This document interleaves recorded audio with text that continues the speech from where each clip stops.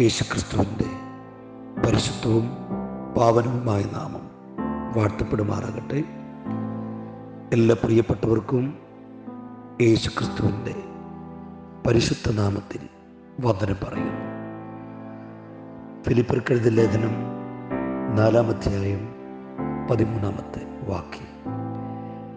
എന്നെ ശക്തനാക്കുന്ന മുഖാന്തരം ഞാൻ സകലത്തിനും മതിയാകുന്നു.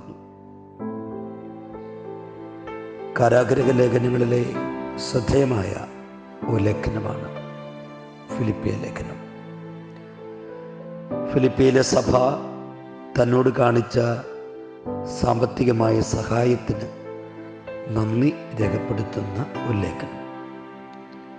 അതിൻ്റെ 4-ാം അധ്യായത്തിൽ പ്രത്യേകിച്ച് 10-ാം വാക്യം തൊട്ട് തനിക്ക് ലഭിച്ചിട്ടുള്ള ദാനങ്ങൾക്ക് താൻ നന്ദി പറയുന്നു. 12-ാം വാക്യത്തിൽ താൻ പറയുന്നു, ദാരിദ്ര്യത്തിലിരിക്കുവാനും സമൃദ്ധിയിലിരിക്കുവാനും എനിക്കറിയാം. തൃപ്തനായിരിക്കുവാനും വിശന്നിരിക്കുവാനും സമൃദ്ധിയിലിരിക്കുവാനും ബുദ്ധിമുട്ടനുഭവിക്കാനും എല്ലാം ഞാൻ ശീലിച്ചിട്ടുണ്ട്. എന്നെ ശക്തനാക്കുന്ന മുഖാന്തരം ഞാൻ സകലത്തിനും മതിയാകുന്നു.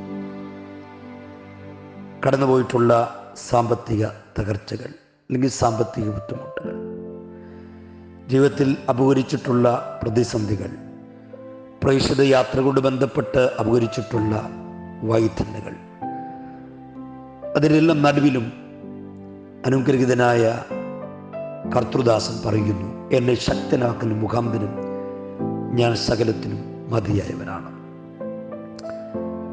റോമൻ കാരാഗൃഹത്തിൽ വലതുകരം ചങ്ങലയ ബന്ധിതനായി വാടക വസതിയുടെ അസ്വാതന്ത്ര്യത്തിലായിരിക്കുമ്പോഴും അദ്ദേഹം പറയുകയാണ്, എന്നെ ശക്തനാക്കുന്നവൻ മുഖാന്തരം ഞാൻ സകലത്തിനും മതിയായവനാണ്.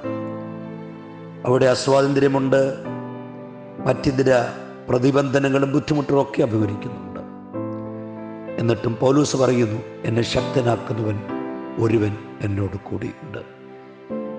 ഇന്ന് ഈ സന്ദേശം ശ്രദ്ധിക്കുന്ന പ്രിയരെ, നിങ്ങൾ അഭിമുഖീകരിക്കുന്ന പ്രതിസന്ധികൾ വ്യത്യസ്തമാണ്. ഞാൻ നിങ്ങളുമൊക്കെ കടന്നു പോകുന്ന വഴിതരണ്ടുകളുടെ പാതകൾ വ്യത്യസ്തമാണ്. എങ്കിലും ഈ പകൽ തിരിച്ചറിയൂ, നമ്മെ ശക്തനാക്കുന്ന ഒരുവൻ നമ്മോടൊപ്പമുണ്ട്.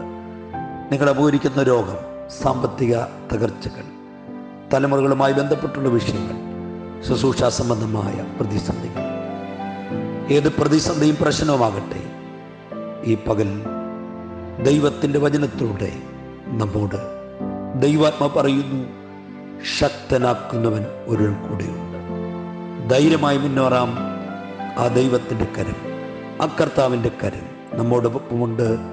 ദൈവം നമ്മെ അനുഗ്രഹിക്കുമാറാകട്ടെ.